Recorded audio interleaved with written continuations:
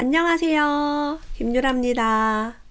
오늘은 무조건 성공하는 지식산업센터 투자에 대해서 이야기 나눠보겠습니다. 지산이라고 불리기도 합니다. 지식산업센터의 약자인데요. 아파트형 공장 같은 그런 것들을 이야기하고 있어요. 이것이 요즘 또 떠오르는 투자로 많이 알려져 있고, 그동안 분양했던 지식산업센터들이 많이 성공을 거두면서 프리미엄, 그 웃돈이 붙는 그런 상황이 생기고 있습니다. 그리고 점점 지식산업센터 입주를 하고자 하는 스타트업이라든가 창업자들이 늘어나고 있어요. 요거에 대해서 한번 이야기를 나눠볼까 합니다. 제가 지금 가져온 책이 이제 무조건 성공하는 지식산업센터 투자라는 책인데요. 전희영 작가님, 지원 서원 아빠라는 분이 이 책을 만드셨어요. 만약에 우리가 은퇴를 기다리고 있는, 은퇴를 예정하고 있는 분이 있다면 은퇴하기 전에 월세 소득을 만드는 것이 되게 중요하잖아요. 왜냐하면 그만뒀을 때 공무원이나 교사들은 연금이 잘 나오지만 나머지 직장은 그렇지가 않으니까 우리가 평생 연금을 만들어야겠죠. 부동산을 통해서 만약에 그만두기 3년 전부터 매월 100만 원씩을 세팅을 한다면 3년 정도 고생하면 300만 원 세팅이 가능하고 매달 그 돈이 들어오면 마음의 여유를 가질 수 있을 것이다 라고 얘기합니다. 그래서 공무원이나 교사처럼 연금이 따박따박 들어오는 이런 분들은 내 집 한 채만 있으면 정말 걱정 없이 사시더라고요. 부럽죠. 그런 직장이 아니면 우리는 요걸 따로 설계를 해야 합니다. 목표와 꿈을 이루는 법은 이렇게 적어보라고 해요.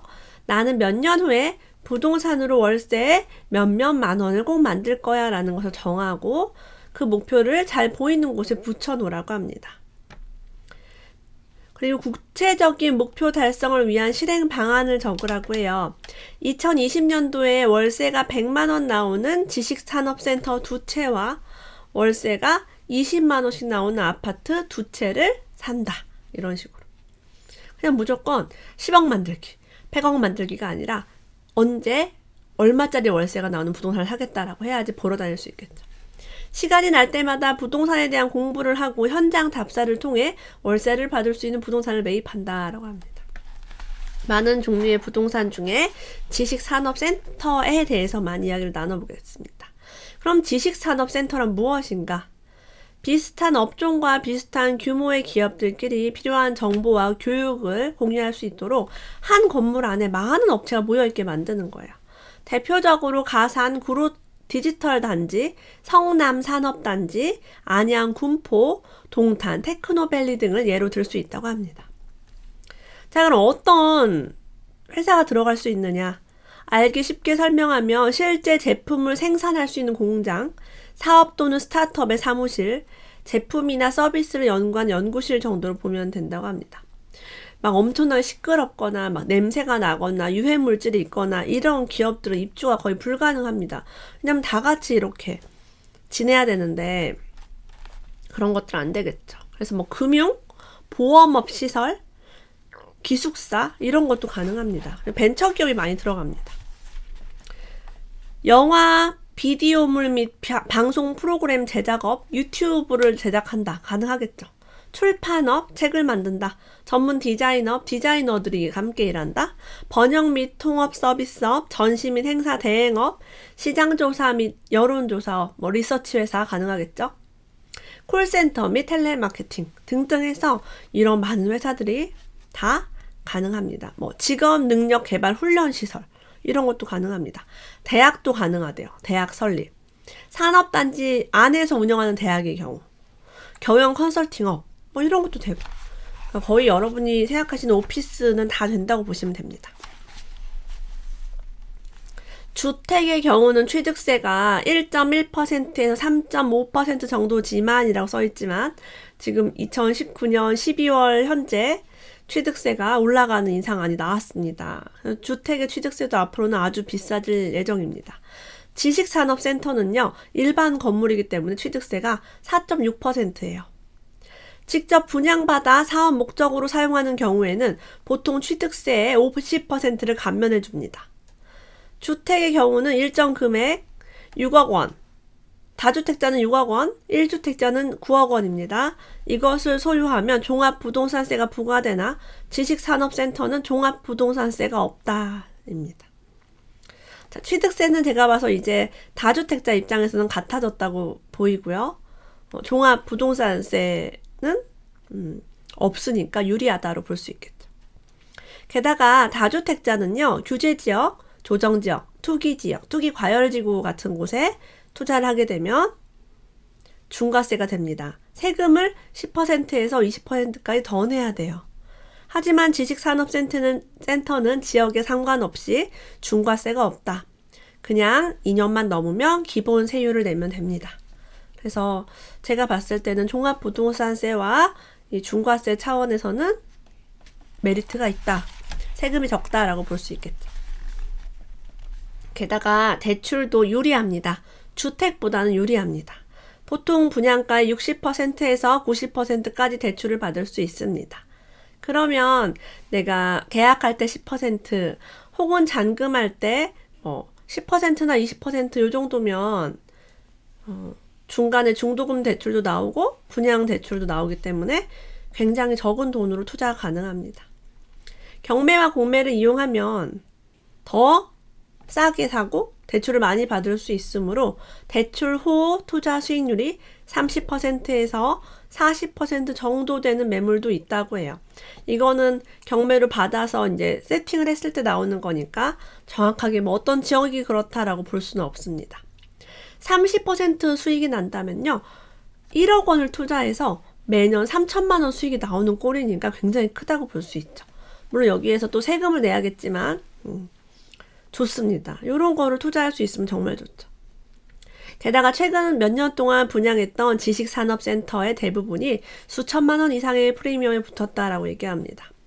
제가 알기로는 최근 몇 년 전에는 굉장히 싸게 분양을 했고 아무도 이걸 보지 않았어요. 이게 좋은지를 모르고 보지 않았죠. 안 좋은 점도 있대요. 지식산업센터는 아파트처럼 이렇게 안에 사무실이 굉장히 많이 있기 때문에 입주를 할 때는 세입자를 구하기 매우 힘듭니다. 우리가 주거용 아파트는 분양을 받은 사람이 입주를 하잖아요. 그래서 빈집이 별로 없어요, 의외로. 근데 이런 데는 다 오피스기 때문에 투자를 한 사람이 꼭 입주 목적으로 하는 게 아니란 말이에요. 뭐 청약통장 쓰는 것도 아니고. 그래서 세입자를 구하는데 오래 걸릴 수도 있고 입주 후에 짧게는 3개월에서 많게는 1년까지 공실이 날 수 있습니다. 빈집이 될 수 있다는 거죠. 빈 사무실이 되면 관리비와 이자를 건물주가 다 부담해야 합니다. 경매로 낙찰받았을 때 이점도 있지만 단점도 있죠. 권리 문제가 복잡하거나 전 소유주가 관리비 연체했거나 관리비 연체되면 3년치를 내가 공용 부분을 내야 합니다. 명도 문제, 원래 있던 세입자를 내보내는 과정 등에 많은 시간과 비용이 들 수 있습니다. 그래서 경매는 충분히 공부를 하고 실전 연습을 하신 다음에 접근해라 라고 얘기하고 있어요. 하지만 지식산업센터에는 세금 감면 제도가 있습니다. 국가에서 이것을 장려하기 위해서 감면 제도라는 거예요. 지금 세금을 자꾸 올리는 게 있죠. 집은 그만 사라, 투자 그만해라, 투기하지 말아라 라고 해서 그런 지역을 지정해 놓고 집이 여러 개 있는 사람에게 불이익을 주고 있어요. 반대로 지식산업센터에는 이익을 주고 있습니다. 우리가 이런 이익을 줄 때 재빠르게 알아보고 이익을 받을 건 받아야 해요. 지식산업센터를 최초 분양받아 직접 사용한다면, 그러니까 내가 분양을 받아서 내가 내 회사를 입주시킨다면 2022년 말까지 취득세는 50% 감면을 해주고요. 재산세는 37.6% 감면받을 수 있습니다. 그 다음에 법인세를 감면하거나 정책 자금의 지원 혜택도 받을 수가 있다고 해요.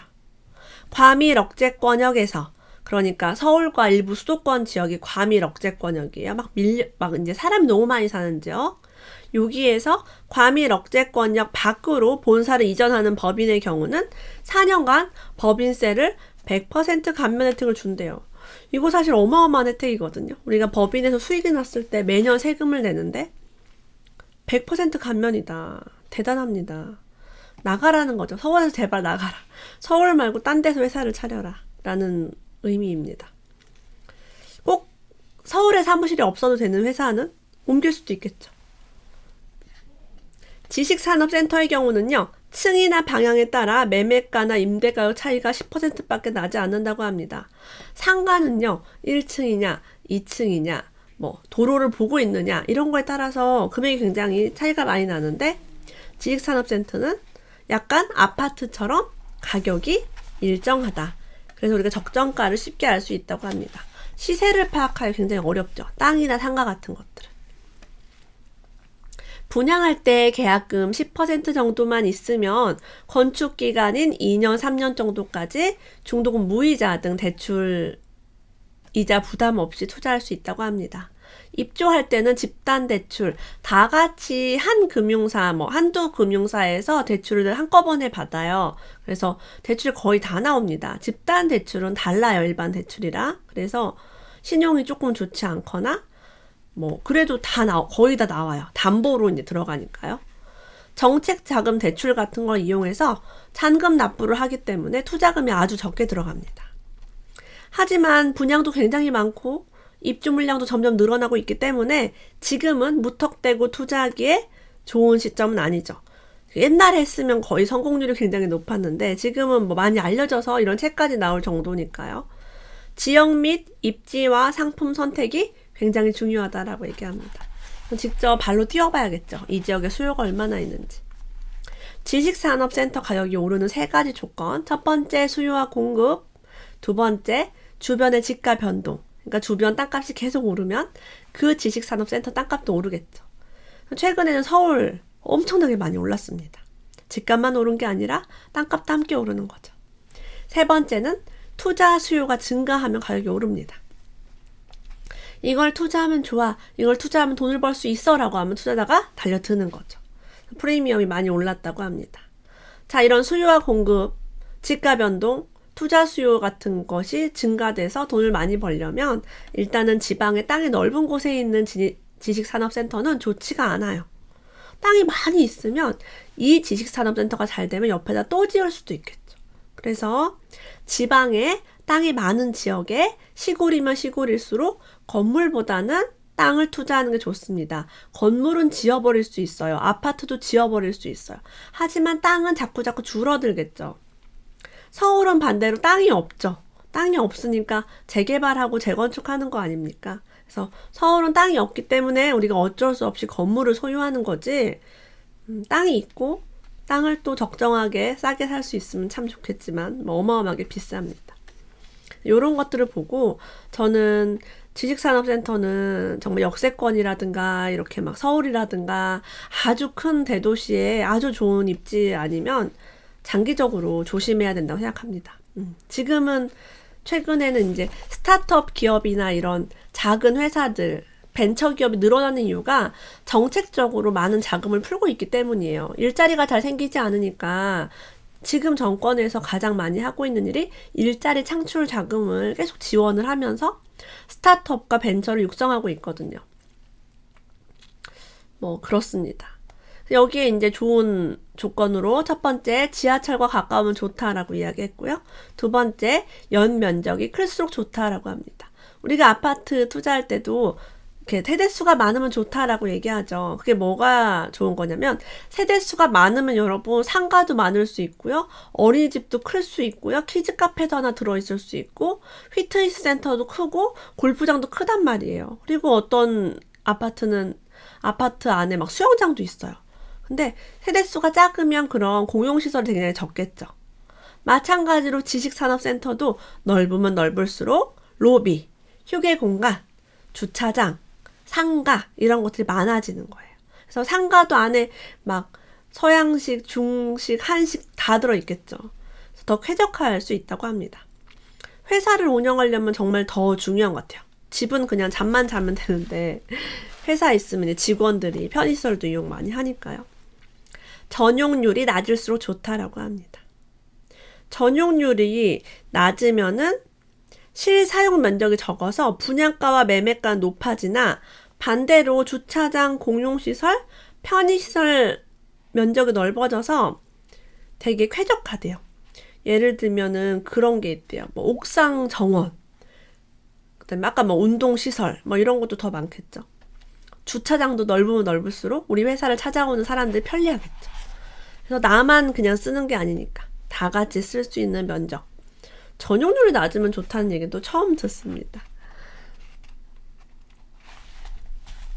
지식산업센터 경우는요, 입주 기업에 정부의 정책 자금을 지원해 준다고 합니다. 그러니까 정부에서 이런 것들을 밀어주고 있어요. 그래서 지식산업센터가 잘 됩니다. 그런데 만약에 정권이 바뀌거나 다른 지도자는 여기에 지원을 안 할 수도 있어요. 그래서 이런 것들이 지금 좋다고 막 10년 후에 20년 후에도 좋을지는 알 수가 없습니다. 정부에서 왜 지식산업센터를 밀어주는지도 생각을 해볼 만하겠죠. 어쨌든 지금은 분양할 때 10%의 자금만 있으면 분양을 받을 수 있고요. 정책 자금 대출을 이용하면 잔금 때 추가로 10% 정도만 있어도 입주가 가능한 곳이 있다라고 합니다. 집가 상승이 가능한 지역이면 좋겠고요. 월세보다 대출 이자가 저렴해야 좋겠죠. 그리고 여러분이 이런 벤처기업이나 스타트업을 해서 그 지역에서 장기간 내 건물을 가지고 사업을 해야 될 때는 완전 좋다고 생각을 합니다. 여러 혜택이 너무 많아요, 지금. 여기에서 많은 지식산업센터를 소개를 했고요. 많은 경매 매물로 이렇게 예시를 보여줬습니다. 근데 제가 이제 말로 리뷰하기 한계가 있으니까 그 중에 좀 마음에 되게 와닿은 지역 한 군데만 소개를 해볼까 합니다. 성남산업단지라는 곳이에요. 위쪽으로는 서울 위례 방향으로 가는 그 성남, 분당과 가까운 성남이죠.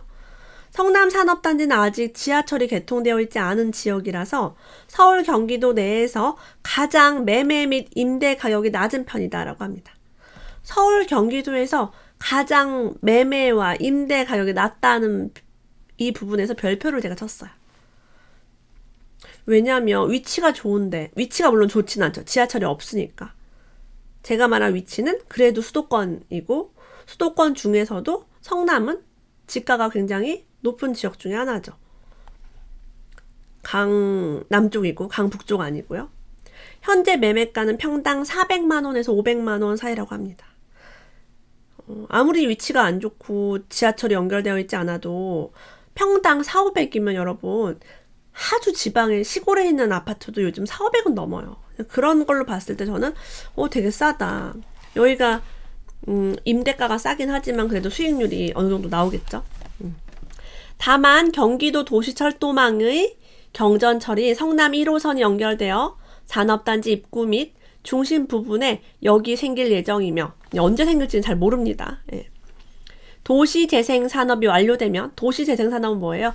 낡은 구도심에 있는 빌라 같은 거, 주택 같은 거 때려 부수고 아파트 들어올 수 있겠죠. 그렇게 아파트가 막 들어오면은 사람이 많이 살기 때문에 교통 여건, 버스라던가 이런 것들 편의시설이 늘어납니다. 전체적으로 가격이 올라갈 여지가 충분하다라고 얘기하고 제가 이 부분에 동의를 해서 별표를 한번 해보았습니다. 물론 저도 가보지는 않았기 때문에 정확한 건 가봐야 알 수 있겠죠. 우리가 지식산업센터를 분양을 받으면 여러분이 그 모델하우스 같은 데를 가서 이렇게 브리핑을 들을 수 있어요. 분양 현장에 가보면요. 여러 가지 개발 계획 및 수익률 표를 보여주면서 유망한 지식산업센터라고 소개하면 돼요. 여러분 어떤 아파트나 어떤 상가를 사더라도 유망하다라고 얘기합니다. 어떤 땅을 사러 가도 마찬가지예요. 하지만 각종 개발 계획이 실제로 이루어지는 경우는 없다. 너무 뻥튀기 된 계획? 혹은 무슨 국회의원이 한번 말로 던진 계획 같은 거 다 기사에 나온 거 기사도 여러분 인터넷에 나온 기사가 돈 주고 쓴 기사도 굉장히 많습니다. 그냥 이런 거 저런 거 다 보여주면서 엄청 좋은 것처럼 얘기를 합니다. 입주할 때는 임대를 했을 때 세를 얼마 받을 수 있다. 월세를 얼마 받으면 수익률이 얼마다라고 계산이 되어 있는 시뮬레이션도 있어요. 하지만 이것도 진실이 아닐 가능성이 매우 높습니다. 미래에 얼마의 월세를 받을 수 있다는 거는 희망사항일 뿐이지 실제 입주가 진행되면 원만하게 월세 받기 힘듭니다. 대부분 오피스텔 상가가 이런 식으로 분양을 합니다. 아파트도 마찬가지예요. 그래서 여기서 하는 말, 중개업자나 분양 대행사의 말은 100% 믿으면 안 된다. 여러분이 그 안목이 있어야 돼요. 아, 이건 앞으로 좋아질 것이다. 아, 저건 월세를 얼마 받을 수 있을 것이다. 라는 걸 내가 생각해야지 그 사람의 브리핑을 믿을 필요가 없습니다. 저는 아예 믿지 않아요. 여기선 100% 믿지 말라고 돼 있는데 저 진짜 0%도 안 믿고 1%도 안 믿어요. 그냥 내가 생각해요. 이거 어떻게 될 것인가를 내가 생각해야지. 자, 많은 사람들이 이렇게 분양을 받으면서 모델하우스만 보고 조감도와 유니트, A타입, B타입, C타입만 보고요. 입지 조건만 대충 봅니다. 실제 현장을 가보면 팜플렛이나 모델하우스 정보와 다를 수 있어요. 지하철역에서 10분 거리라고 했는데 누가 그러더라고요. 우사인 볼트처럼 뛰어야 10분이라고. 여러분 10분 동안 우리가 우사인 볼트처럼 어떻게 뛰어요? 그죠? 한번 걸어서 막 20분, 25분 걸리고. 어떤 곳은 뭐 지하철역과 700m라고 돼 있는데 그 700m가 직선거리예요. 그럼 여러분 직선거리 700m 가려면 날아가야겠죠. 길이 꼬불꼬불하고 막혀 있는데. 그 다음에 신호등만 몇 개 걸려도 진짜 5분, 10분은 훌쩍 지나잖아요. 계약 전에는 반드시 현장을 가서 살펴보며 계약하기 전에 가보시라는 거죠. 분양 상담사가 이야기했던 내용들과 차이가 없는지, 입지 조건이 좋은지, 대중교통편이 어떤지, 주위 환경이 어떤지를 반드시 눈으로 보고 확인해야 한다. 아파트도 마찬가지라 모든 분양 물건은 현장에 가서 확인하셔야 됩니다. 자, 지식산업센터의 장점도 있지만 이제 중요한 점은 몇 가지 또 있어요. 요 안에 상가도 들어오겠죠. 그래서 지식산업센터에 사무실 자리 말고 상가를 또 분양받으시는 분들이 계실 거예요. 여기에 이렇게 직원들이 많이 들어오면은 내 상가가 잘 되겠지? 노노노. 오피스텔이나 지식산업센터에 1층 상가가 굉장히 개수가 많습니다. 그래서 전부 다 잘 되기 어렵습니다. 잘 되는 것의 특징, 왜 잘 되지 않는지에 대해서 얘기해 볼게요. 일단 아파트와는 다르게 준공후에 입주까지 입주율이 그렇게 높지 않을 수 있습니다. 아파트는 청약통장으로 당첨돼서 내 집 마련하는 사람들이 있지만 지식산업센터는 투자용으로 많이 접근을 하시기 때문에 들어오질 않고요. 계속 월세 입자를 기다릴 수 있어요. 최소 3개월에서 2년까지는 시간이 필요하다. 요즘은 근로시간 단축 때문에 평일 저녁에 일을 하거나 주말에 일을 하는 경우는 없습니다. 그런 90년대생이 온다라는 책을 보면은 땡 하면 집에 간대요. 주말에 여러분 일하는 건 있을 수 없는 일이죠. 그래서 오전 8시 반에서 오후 6시까지만 일을 한대요. 그럼 그 안에서 그 시간 안에만 소비를 한다는 얘기죠. 그래서 식당이 잘 되지 않는 경우는 너무 많습니다. 누가 여러분 요즘 그 건물 식당만 먹나요? 밖에 나가서 많이 먹고? 그렇죠. 근무 시간 중에 이용하는 상가는 거의 정해져 있어요. 중요한 거는 이런 지식산업센터에 주말에 가보시면 정말 개미 한 마리가 없습니다. 제가 가본 적이 있거든요. 정말 놀라울 정도로 사람이 없어요. 그래서 다 문이 막 닫혀 있고 식당 같은 거 아예 하지도 않아요. 그리고 프랜차이즈 커피숍 같은 거 되게 유명한 브랜드라서 주말에 쉬지 않는 브랜드 커피숍에 가도 사람이 없습니다. 하지만 잘 고른 독점 상가로 대박이 난 경우는 있대요. 단지 내에 편의점이 딱 하나가 있었는데요. 여기는 주변에 슈퍼나 편의점이 별도로 없어서 한 달 이익이 1,000만 원 이상이라고 합니다. 순이익을 얘기하는 거겠죠. 와우. 저는 제가 생각해도 편의점 말고는 그렇게 대박을 날 만한 상가는 없다고 생각을 합니다. 편의점 요즘 점점 잘 되고 있죠. 지식산업센터 아파트형 공장에 대해서 궁금하신 분이 읽어보면 좋을 책입니다. 오늘도 함께 해주셔서 감사합니다. 다음에 또 만나요.